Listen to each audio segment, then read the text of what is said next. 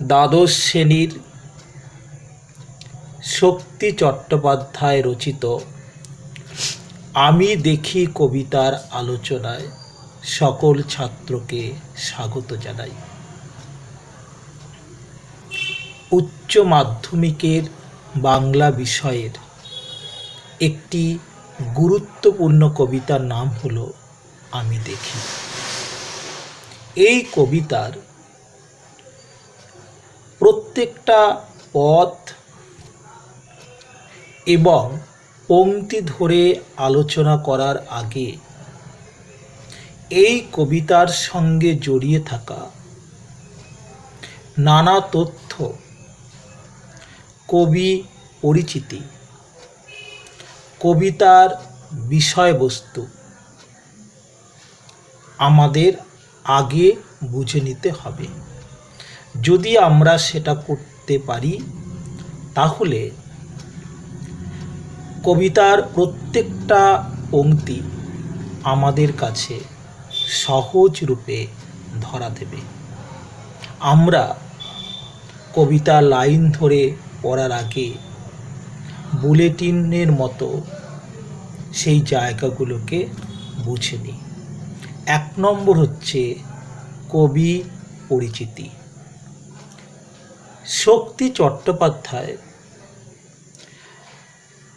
আধুনিক বাংলা কবিতার একজন শক্তিশালী এবং জনপ্রিয় কবি। আমরা আধুনিক বাংলা কবিতার বা কবিদের প্রাণ বলি জীবনানন্দ দাশকে। এই জীবনানন্দ দাশ পরবর্তী যে বাংলা আধুনিক কবিতা, সেই কবিতার ধারায় একজন শক্তিশালী জনপ্রিয় কবির নাম হচ্ছে শক্তি চট্টোপাধ্যায়। 2 নম্বর 1933 খ্রিস্টাব্দে 25শে নভেম্বর দক্ষিণ 24 পরগনা জেলার বাহারু গ্রামে, অনেকে বহরু বলে, বাহারু গ্রামে বা বহরু গ্রামে, BAHARU গ্রামে তিনি জন্মগ্রহণ করেন। 23শে মার্চ 1995 এই মহান কবি, শক্তিশালী কবি, জনপ্রিয় কবি পরলোক গমন করেন। 3 নম্বর তথ্য যে শক্তি চট্টোপাধ্যায় যে সকল কাব্যগ্রন্থগুলো লিখেছেন, কালজয়ী কাব্যগ্রন্থ, সেগুলির মধ্যে উল্লেখযোগ্য হল 1 অঙ্গুরি তোর হিরণ্যজল।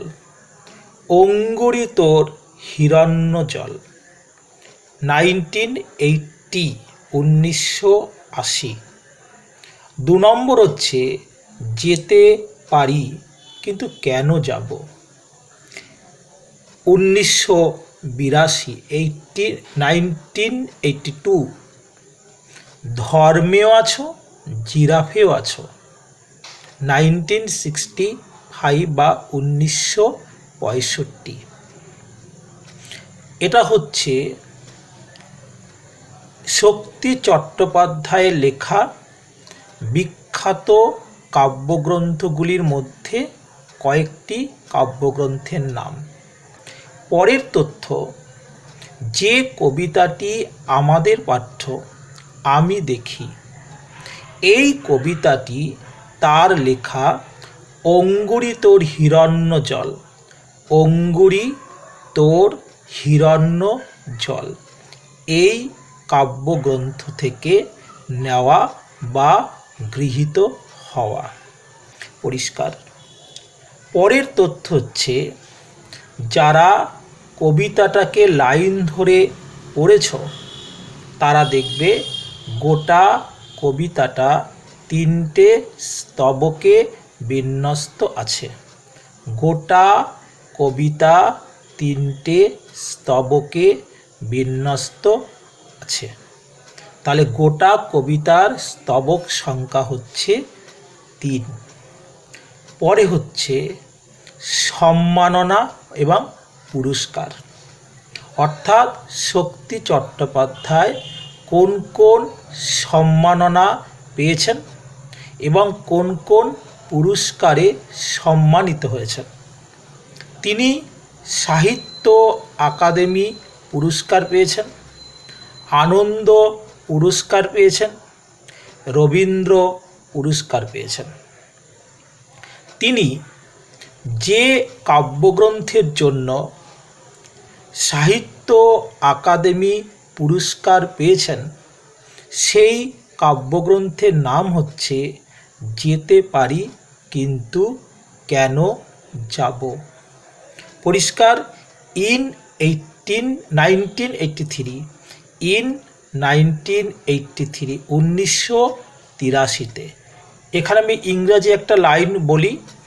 ইন 1983 he received the সাহিত্য academy award for his collection of entitled যেতে পারি কিন্তু কেন যাব। পরিষ্কার। পরের জায়গা মানে পরের তথ্য বুলেটিনের আকারে তিনি কবিতা লিখেছেন। কবিতাই হচ্ছে তার প্রাণ, কিন্তু তিনি কিছু গদ্য রচনা লিখেছিলেন।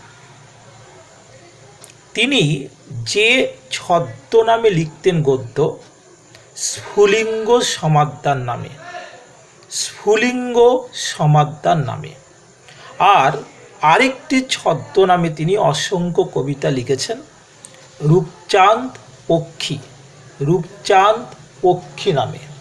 তাহলে আমি দুটো কথা বলেছি, তার ছদ্মনাম হচ্ছে স্ফুলিঙ্গ সমাদ্দার, যে নামে তিনি গদ্য লিখতেন, আর একটা হচ্ছে রূপচাঁদ পক্ষী। এই ছদ্মনামে কিন্তু তিনি অসংখ্য কবিতা লিখেছেন। পরিষ্কার। আরও একটা তথ্য দিয়ে দিই, যে তথ্যটা কিন্তু জানার দরকার আছে। দেখো, যারা কবিতাটা লাইন ধরে পড়েছ এবং কবিতার নামকরণটার দিকে খেয়াল করেছ, সেই জায়গাটা খেয়াল রাখবে যে কবিতার নাম হচ্ছে আমি দেখি। এখানে আমি আর একটা তথ্য একটু ঢুকিয়ে দিই বা আর একটা তথ্য একটু বলে দিই, যে শক্তি চট্টোপাধ্যায়ের জীবনটা যদি দেখো তাহলে খেয়াল রাখবে শক্তি চট্টোপাধ্যায় কিন্তু এই গতানুগতিক জীবনে অভ্যস্ত কোনো জীবন নয়। তিনি কিন্তু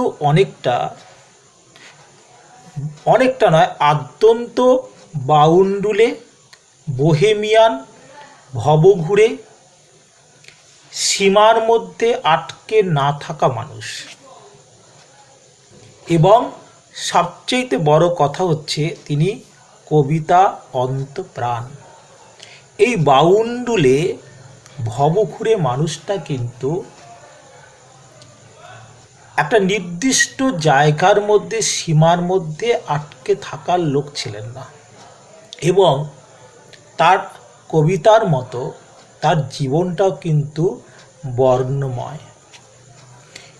এই বর্ণময় জীবনের একটা মন্দ দিকও বলি, যে তিনি কিন্তু অনেকটা শৃঙ্খলা পরায়ণের মধ্যে ছিলেন না, বা শৃঙ্খলা পরায়ণ জীবনে অভ্যস্ত ছিলেন না।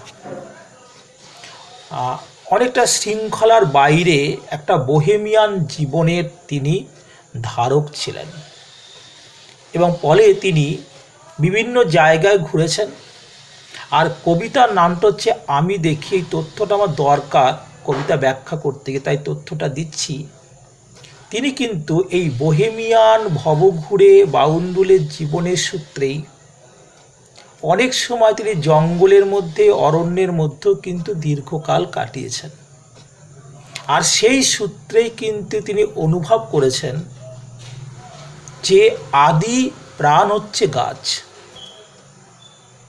আর সেই গাছের গুরুত্বের কথা জঙ্গলে বা অরণ্যে থেকে তিনি কিন্তু বুঝতে পেরেছিলেন, এবং সেই সূত্রেই কিন্তু তার এই কবিতাটা লেখার একটা প্রেরণা হতে পারে, যে জঙ্গলে থেকে, অরণ্যের থেকে, বা যেখানে গাছের আধিক্য আছে সেখানে থেকে তিনি কিন্তু অনুভব করতে পেরেছিলেন যে মানব জীবনে গাছের গুরুত্ব কতটা, এবং সেই কথাকে স্মরণে রেখেই কিন্তু তিনি এই কবিতা হয়তো লিখেছেন।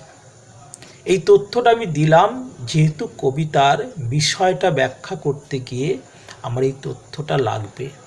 আর একটা তথ্য দিয়ে আমি কবিতার বিষয়বস্তুটা বলবো, যে কবিতার নামকরণটার দিকে তাকাও। আমি দেখি, এই নামটার মধ্যেই বলা আছে কবির ব্যক্তিগত দরকার, ব্যক্তিগত দেখতে চাওয়া, ব্যক্তিগত অনুভূতির উপর নির্ভর করেই কিন্তু কবিতার নামটা হয়েছে। অর্থাৎ কবির ব্যক্তিগত দরকার, ব্যক্তিগত দেখতে চাওয়া, ব্যক্তিগত অনুভূতির নিরিখেই কবিতাটির নামকরণ। তাই কবিতার নাম আমি দেখি, আমরা কিন্তু নয়। আমি কেবল কবির নিজের ব্যক্তিগত চাওয়া, ব্যক্তিগত দরকার, ব্যক্তিগত অনুভূতির কথাই কিন্তু এখানে বলা হয়েছে। কবি তার ব্যক্তিগত অনুভূতির কথা এই কবিতায় বলেছেন। আর শেষ কথা আজকের আলোচনায়, যে এই কবিতার মূল কথা কি। মূল কথা আমি একটা পরিচ্ছেদের মধ্যে বলে দিই, যে এই লাইনটাকে আন্ডারলাইন করে নেবে। নগরের মধ্যে সবুজের বিস্তারকে দেখতে যাওয়ার কবিতা হচ্ছে আমি দেখি। আর বলা যেতে পারে সবুজের প্রতি, সেই সূত্রে অরণ্য এবং প্রকৃতির প্রতি অমোঘ আকর্ষণের কথাই এই কবিতার